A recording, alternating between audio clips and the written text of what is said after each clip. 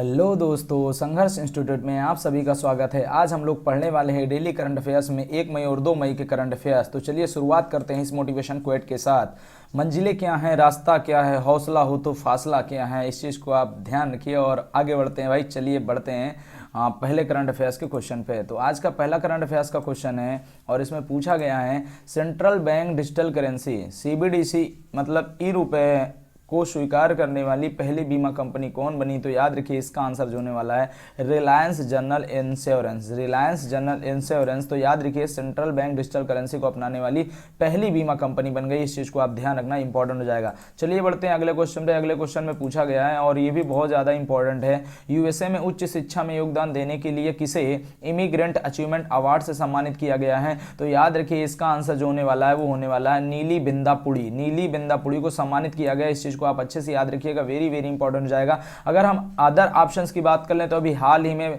दूसरा लता दीनानाथ मंगेशकर पुरस्कार आशा भोसले को सम्मानित किया गया है। और अगर बात करें दादा साहब फाल्के पुरस्कार से किसे सम्मानित किया गया तो अभी हाल ही में आशा परेख को सम्मानित किया गया था। इस चीज़ को आप ध्यान रखना। और अगर हम बात करें अंतर्राष्ट्रीय मैन बुकर पुरस्कार से किसे सम्मानित किया गया तो शेहान कर्नातिलका श्रीलंका के हैं। इस चीज़ को आप ध्यान रखना, वेरी वेरी इंपॉर्टेंट हो जाएगा। अगर इंपॉर्टेंट फैक्ट में बात करते हैं तो अभी हाल ही में 68वां फिल्म फेयर अवार्ड 2023 प्रदान किया गया। इस चीज को आप ध्यान रखना। अगर पूछा जाए इसमें बेस्ट फिल्म का अवार्ड किसने जीता तो भाई गंगूबाई काठियावाड़ी। इस चीज को आप याद रखना, जिसके डायरेक्टर कौन है भाई संजय लीला भंसाली। इस चीज को आप ध्यान रखिएगा। बेस्ट एक्टर का अवार्ड किसने जीता भाई राजकुमार राव बधाई हो मूवी के लिए। इस चीज को आप ध्यान रखिएगा। आलिया भट्ट के बारे में बात करते हैं, इनको बेस्ट एक्ट्रेस का अवार्ड दिया गया। इस चीज को आप ध्यान रखना। गंगूबाई काठियावाड़ी मूवी में इन्होंने बेस्ट एक्टिंग किया था, इसके लिए इन्हें बेस्ट एक्ट्रेस का अवार्ड दिया गया। बेस्ट डायरेक्टर का अवार्ड संजय लीला भंसाली को प्रदान किया गया। इस चीज को आप ध्यान रखिएगा। गंगूबाई काठियावाड़ी, इस चीज को आप ध्यान रखिएगा। तो देखो यहां पर अगर बात की जाए बेस्ट फिल्म का अवार्ड गंगूबाई काठियावाड़ी और उसी में एक्ट्रेस के लिए दिया गया आलिया भट्ट को और उसी के डायरेक्टर को दिया गया बेस्ट डायरेक्टर का अवार्ड। इस चीज को आप ध्यान रखिएगा। लाइफ टाइम अचीवमेंट अवार्ड किसे सम्मानित किया गया तो याद रखिएगा प्रेम चोपड़ा को मिला है। इस चीज को आप ध्यान रखिएगा। Best playback singer male category में किसे दिया गया है अरिजीत सिंह को दिया गया। इस चीज को आप याद रखिएगा। और best playback singer female category में किसे दिया गया भाई कविता सेठ को दिया गया। इस चीज को आप ध्यान रखिए। चलिए बढ़ते भाई अगले क्वेश्चन की ओर। और तीसरा क्वेश्चन अपने सामने बहुत ही इंपॉर्टेंट ये भी क्वेश्चन है, याद रखना। इससे भी संबंधित आपके पेपर में क्वेश्चन बन सकते हैं तो आप अच्छे से याद रखिएगा। सौराष्ट्र तमिल संगम प्रशस्ति पुस्तक का विमोचन भाई किसके द्वारा किया गया है तो याद रखिएगा प्रधानमंत्री नरेंद्र मोदी के द्वारा सौराष्ट्र तमिल संगम प्रशस्ति पुस्तक का विमोचन किया गया है। इस चीज को आप ध्यान रखिएगा, इंपॉर्टेंट फैक्ट में अगर बात करें तो भी हाल ही में रिफ्लेक्शन पुस्तक के लेखक कौन है जिसको भाई याद रखिएगा वित्त मंत्री निर्मला सीतारमण ने इसका क्या किया था विमोचन किया था। इस चीज को आप ध्यान रखिएगा। तो याद रखिए इसके लेखक कौन है भाई नारायण वांगुल है। कौन है भाई नारायण वांगुल है। इसे याद रखना, रिफ्लेक्शन पुस्तक के लेखक है। और क्रॉस कोर्ट किस टेनिस खिलाड़ी की आत्मकथा तो याद रखिएगा जयदीप मुखर्जी की हो जाएगी। इस चीज को आप ध्यान रखना। और सचिन @50 सेलिब्रेटिंग मेस्ट्रो के लेखक कौन हो जाएंगे भाई बोरिया मजूमदार हो जाएंगे। और Vipin the man behind the uniform के लेखक कौन हो जाएंगे भाई रचना बिष्ट रावत हो जाएंगे। इस चीज को आप ध्यान रखिएगा। अंबेडकर अलाइव पुस्तक के लेखक कौन हो जाएंगे भाई शशि थरूर हो जाएंगे। इस चीज को आप अच्छे से याद रखिएगा, वेरी वेरी इंपॉर्टेंट हो जाएगा। चलिए बढ़ते हैं भाई अगले क्वेश्चन पे। अगले क्वेश्चन पे चलते हैं भाई, ये भी बहुत ज्यादा इंपॉर्टेंट है, याद रखना। यहाँ पे पूछा गया है विश्व पशु चिकित्सा दिवस 2023 कब मनाया गया तो याद रखिएगा 29 अप्रैल को मनाया गया विश्व पशु चिकित्सा दिवस। इस चीज को आप याद रखिएगा। ये हर साल याद रखिएगा अप्रैल माह के अंतिम शनिवार को मनाया जाता है। इस चीज को आप अच्छे से याद रखना, वेरी वेरी इंपॉर्टेंट हो जाएगा। अन्य महत्वपूर्ण जितने भी दिवस हैं भाई मैंने यहाँ पर लगा दिए हैं स्लाइड में, तो आप सारे बच्चे इसको ध्यान दे देना, लेकिन कुछ एक आध मैं यहाँ पे बता दे रहा हूँ तो अच्छे से याद रखिएगा। विश्व स्वास्थ्य दिवस कब मनाया जाता है भाई 7 अप्रैल को मनाया जाता है। विश्व होम्योपैथी दिवस कब मनाया जाता है तो भाई 10 अप्रैल को मनाया जाता है। अगर बात करते हैं भीमराव अम्बेडकर जयंती कब मनाई जाती है तो याद रखिएगा 14 अप्रैल को मनाई जाती है। और विश्व कला दिवस कब मनाया जाता है भाई याद रखिए 15 अप्रैल को मनाया जाता है। अगर बात करें हाथी बचाओ दिवस कब मनाया जाता है तो 16 अप्रैल को मनाया जाता है। इस चीज को याद रखिए। और विश्व विरासत दिवस कब मनाया जाता है धरोहर दिवस कब मनाया जाता है तो याद रखिएगा 18 अप्रैल को मनाया जाता है। लीवर डे कब मनाया जाता है तो 19 अप्रैल को मनाया जाता है। इस चीज को याद रखिए। पृथ्वी दिवस की बात कर ले तो भाई याद रखिएगा 22 अप्रैल को मनाया जाता है। और सबसे ज्यादा इंपॉर्टेंट राष्ट्रीय सिविल सेवा दिवस कब मनाया जाता है तो भाई 21 अप्रैल को मनाया जाता है। आगे बात करते हैं तो याद रखिए राष्ट्रीय पंचायत दिवस कब मनाया जाता है भाई 24 अप्रैल को मनाया जाता है। इस चीज को ध्यान रखिएगा। और विश्व मलेरिया दिवस कब मनाया जाता है तो 25 अप्रैल को मनाया जाता है।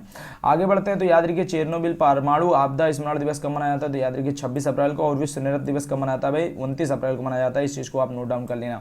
तो चलिए बढ़ते हैं भाई अगले क्वेश्चन की और। अगला क्वेश्चन अपने सामने है, याद रखना, ये भी बहुत ज्यादा इंपॉर्टेंट क्वेश्चन होने वाला है। शारा नामक शारा नाम की पहली रोबोटिक चेक इन सहायक का अनावरण करने वाली दुनिया की पहली एयरलाइन कंपनी कौन बनी? तो याद रखिएगा उसका आंसर हो जाएगा इमिरेट्स। याद रखिए संयुक्त अरब अमीरात की एक कंपनी है जो वायु सेवाएं प्रदान करती है, इस चीज़ को आप ध्यान रखिएगा।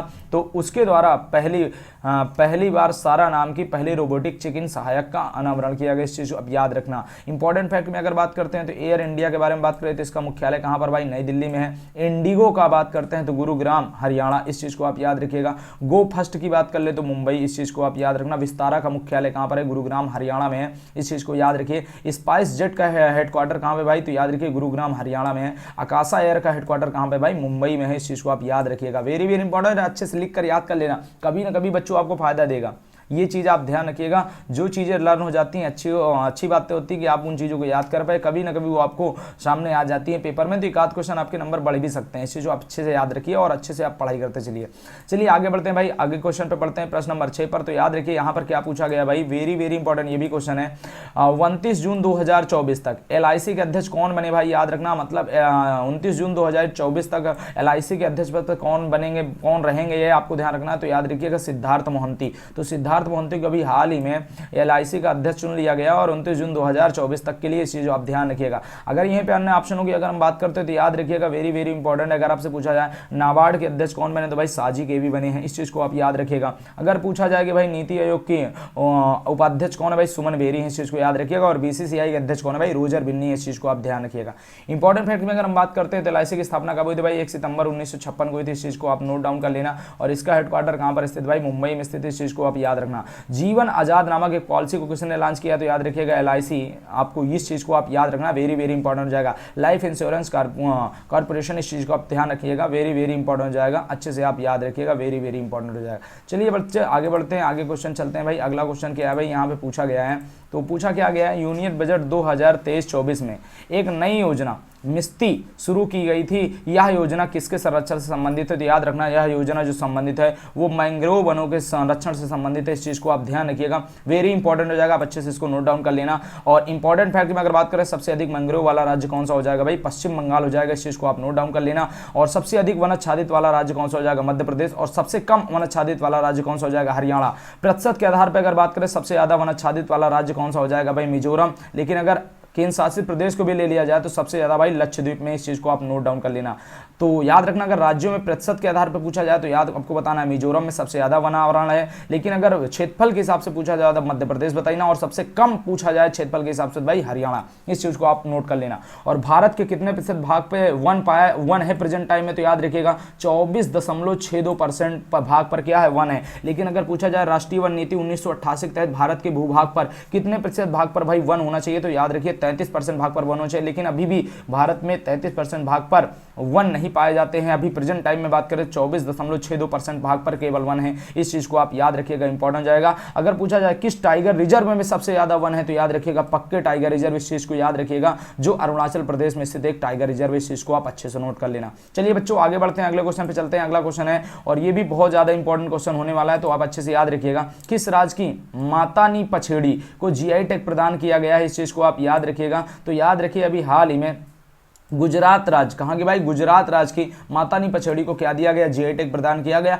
इंपॉर्टेंट फैक्ट में भी हाल ही में जिन जिन चीजों को GI टैग मिला है उनसे संबंधित हम लोग क्वेश्चन पढ़ लेते हैं। तो गोंड पेंटिंग को GI टैग दिया गया, कहाँ संबंधित है भाई? मध्य प्रदेश से। लकड़ी की नक्काशी पर GI टैग दिया गया, तो कहाँ संबंधित भाई? लद्दाख से। मरचा चावल को GI टैग दिया गया, कहाँ संबंधित भाई? बिहार से। नागरी दुबराज चावल को GI टैग दिया गया, कहाँ संबंधित भाई? छत्तीसगढ़ से संबंधित है। आदम चीनी चावल से कहाँ संबंधित भाई? वाराणसी से संबंधित है। मिथिला मखाना को GI टैग दिया, कहाँ संबंधित भाई? बिहार से संबंधित है। अलीपुर की सफेद प्याज को GI टैग दिया गया, कहाँ संबंधित भाई? महाराष्ट्र से संबंधित है। गमोसा हस्तशिल्प को GI टैग दिया, कहां संबंधित भाई? असम से संबंधित है, इस चीज को याद रखिए। सुंदरजा आम को GI टैग दिया गया, कहां संबंधित भाई? रीवा मध्य प्रदेश से संबंधित है, इस चीज को याद रखिए। और किस भारतीय GI टैग उत्पाद को यूरोपीय आयोग द्वारा GI टैग मिला? तो याद रखिए कांगड़ा की चाय। याद रखिए कांगड़ा कहां पड़ता है? तो हिमाचल प्रदेश में, इस चीज को आप अच्छे से याद रखना, इंपॉर्टेंट हो जाएगा। और जुड़वा वाइन राइस को GI टैग दिया गया, कहां संबंधित भाई? असम से संबंधित है, इस चीज को भी याद रखिएगा। सोजत मेहंदी को GI टैग दिया गया, कहां संबंधित भाई? राजस्थान से संबंधित है। और कन्याकुमारी लौंग को GI टैग दिया, किस राज्य से संबंधित भाई? तमिलनाडु संबंधित है, इस चीज को आप नोट कर लेना। चलिए बच्चों आगे बढ़ते हैं, अगले क्वेश्चन पे चलते हैं। अगला क्वेश्चन आज का है प्रश्न नंबर 9, और प्रश्न नंबर 9 में क्या पूछा गया है? याद रखिएगा भारतीय मौसम विभाग भारतीय मौसम विभाग होना चाहिए भाई, यहाँ विभाग लिखा हुआ है कि वार्षिक रिपोर्ट 2022 के अनुसार सबसे ज्यादा गर्मी में वृद्धि किस राज्य में हुई, इस चीज को आपको बताना है। तो भाई इसका आंसर जो होने वाला हिमाचल प्रदेश। तो आप याद रखिएगा सबसे ज्यादा गर्मी में वृद्धि किस राज्य में हुई है, तो याद रखिएगा हिमाचल प्रदेश में। और अगर पूछा जाए सबसे कम वृद्धि किस राज्य में हुई, तो याद रखिएगा बिहार राज्य में हुई। इस चीज को आप ध्यान रखना, वेरी वेरी इंपॉर्टेंट जाएगा। अगर नोट पॉइंट में अगर हम बात करते हैं तो गोल्डन ग्लोब रेस पूरी करने वाले प्रथम भारतीय कौन बने, तो याद रखिएगा अभिलाष टॉमी बने हैं। कौन बने, अभिलाष टॉमी बने हैं। गोल्डन ग्लोब रेस को पूरी करने वाले पहले भारतीय, इस चीज को आपको नोट डाउन करना है। अन्नपूर्णा पर्वत पर चढ़ाई करने वाले प्रथम भारतीय पुरुष का नाम क्या है भाई, अर्जुन वाजपेयी। क्या नाम है भाई, अर्जुन वाजपेयी। इस चीज को आप नोट डाउन कर लेना, वेरी वेरी इंपॉर्टेंट हो जाएगा। अभी जस्ट एक दो दिन पहले का करंट अफेयर्स का क्वेश्चन, लेकिन इंपॉर्टेंट है, आप अच्छे से याद रखिएगा। चलिए बच्चों आगे बढ़ते हैं, अगले क्वेश्चन पे चलते हैं। और आज का अगला क्वेश्चन है, ये भी बहुत ज्यादा इंपॉर्टेंट है। विश्व मजदूर दिवस या श्रमिक दिवस हर साल कब मनाया जाता है, तो याद रखिएगा विश्व मजदूर दिवस या श्रमिक दिवस हर साल जो मनाया जाता है वो 1 मई को मनाया जाता है। इस चीज को आप याद रखिएगा, वेरी वेरी इंपॉर्टेंट होने वाला है, अच्छे से आप याद रखिएगा। अगर हम बात करें अंतरराष्ट्रीय श्रम संगठन का हेडक्वार्टर कहां पर, तो याद रखिएगा वेरी वेरी इंपॉर्टेंट है भाई, जिनेवा स्विट्जरलैंड में इसका क्या है, हेडक्वार्टर है। लेकिन अगर स्थापना की बात कर लें तो अप्रैल 1919 में इसकी क्या हुई थी, स्थापना हुई थी। और प्रेजेंट टाइम में महानिदेशक इसके कौन है भाई, गिलबर्ट होंगबो। कौन है, गिलबर्ट होंगबो। ये चीज आपको याद रखना है, इंपॉर्टेंट हो जाएगा। और नोट पॉइंट में अगर हम बात करते हैं गुजरात महाराष्ट्र स्थापना दिवस कब मनाया जाता है भाई, 1 मई को मनाया जाता है। इस चीज को याद रखिएगा, क्योंकि महाराष्ट्र से गुजरात अलग हुआ था भाई 1 मई 1960 को। इस चीज को आपको याद रखना। और 14वें संघ राज्य के रूप में इसे मान्यता दी गई थी, इस चीज को भी आप नोट कर लेना। चलिए बच्चों आगे बढ़ते हैं, अगले क्वेश्चन पे चलते हैं। अगला क्वेश्चन अपने सामने है, ये भी बहुत ज्यादा इंपॉर्टेंट होने वाला है। यहाँ पर पूछा क्या गया है, पीएम मोदी ने कितने मतलब 18 राज्यों व 2 केंद्र शासित प्रदेश में कितने एफएम ट्रांसमीटरों का उद्घाटन किया, तो याद रखिएगा ये 91 ट्रांसमीटरों का क्या कर दिया, उद्घाटन कर दिया। इस चीज को आप ध्यान रखिएगा, काफी ज्यादा इंपॉर्टेंट होने वाला है, इस चीज को आप नोट डाउन कर लेना। इंपॉर्टेंट फैक्ट में अगर बात करते हैं तो पीएम मोदी ने नमो medical education and research institute का उद्घाटन अभी हाल ही में कहां पर किया, तो याद रखिएगा दादरा नगर हवेली दमन और दीव में। इस चीज को आपको याद रखना है, वेरी वेरी इंपॉर्टेंट है, क्वेश्चन अच्छे से याद रखना। पीएम मोदी ने संसद खेल महाकुंभ के दूसरे चरण का शुभारंभ कहां से किया, तो याद रखिए बस्ती जिला, याद रखिएगा उत्तर प्रदेश। इस चीज को आपको नोट कर लेना है। अंतरराष्ट्रीय पर्यटन मेला फितूर 2023 का आयोजन कहां पर किया गया है, मतलब ये कहां शुरू हुआ था, तो याद रखिएगा मैड्रिड स्पेन में इसको मनाया गया, हो चुका है भाई। इस चीज को आप ध्यान रखिएगा, पिछले मंथ के करंट अफेयर्स का क्वेश्चन है, इस चीज को आपको ध्यान रखना है। मैत्री पाइपलाइन परियोजना किन 2 देशों के मध्य चालू है, तो याद रखिए भारत और बांग्लादेश के मध्य इसको चालू किया गया है। इस चीज को आप नोट कर लेना, अच्छे से आपको ध्यान रखना है। दुर्लभ रंग का नारंगी रंग का चमगादड़ किस राष्ट्रीय उद्यान में मिला, तो याद रखिए कंगेर घाटी राष्ट्रीय उद्यान। और ये कंगेर घाटी राष्ट्रीय उद्यान कहां पड़ता है, तो याद रखिएगा छत्तीसगढ़ में कंगेर घाटी राष्ट्रीय उद्यान पड़ता है। इस चीज को आप नोट कर लेना। चलिए बच्चों आगे बढ़ते हैं, अगले क्वेश्चन पे चलते हैं। आज का अगला क्वेश्चन है, याद रखिएगा प्रश्न नंबर 12, और इसमें पूछा गया है कृषि मंत्री नरेंद्र सिंह तोमर ने कहां पर बाजरा अनुभव केंद्र का शुभारंभ किया, तो याद रखना ये बहुत ज्यादा इंपॉर्टेंट हो जाएगा, आप अच्छे से नोट कर लेना, वेरी वेरी इंपॉर्टेंट। तो भाई नई दिल्ली में याद रखिए बाजरा अनुभव केंद्र का शुभारंभ किया गया भाई कृषि मंत्री नरेंद्र सिंह तोमर के द्वारा। इस चीज को नोट कर लेना। अंतरराष्ट्रीय बाजरा वर्ष मतलब मोटे अनाजों का वर्ष किसे घोषित किया गया भाई, 2013 को। और भारत द्वारा किस वर्ष को घोषित किया गया, तो 2018 को। भारत के कहने पर ये संयुक्त राष्ट्र संघ के द्वारा 2023 को अंतरराष्ट्रीय बाजरा वर्ष घोषित किया गया था, क्योंकि भारत के द्वारा यह प्रस्ताव लेकर गया गया था यूएनओ में। इस चीज को आप ध्यान रखिएगा।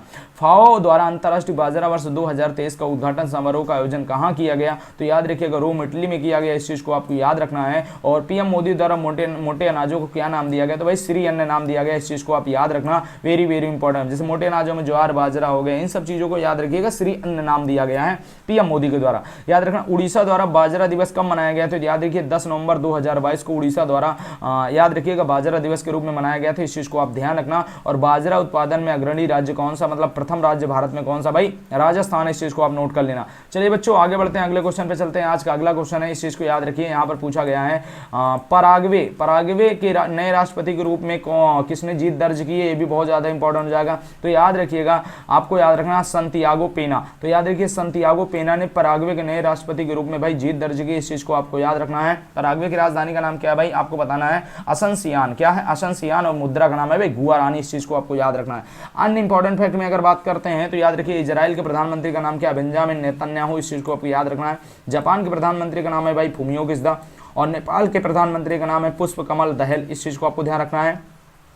श्रीलंका के राष्ट्रपति का नाम क्या है, श्रीलंका के प्रधानमंत्री का नाम क्या है भाई, दिनेश गुणवर्धने। और श्रीलंका के राष्ट्रपति का नाम क्या है, रनिल विक्रमसिंघे। इस चीज को आप नोट कर लेना। और फ्रांस के राष्ट्रपति का नाम क्या है, इमैनुअल मैक्रोन। इस चीज को आपको ध्यान रखना है। ब्राजील के राष्ट्रपति कौन है प्रेजेंट टाइम में भाई, लूला डा सिल्वा। कौन है, लूला डा सिल्वा। इस चीज को आपको याद रखना है। अगर बात करते हैं अमेरिका के राष्ट्रपति प्रेजेंट टाइम में कौन है भाई, जो बाइडेन, इस चीज को आपको नोट करना है।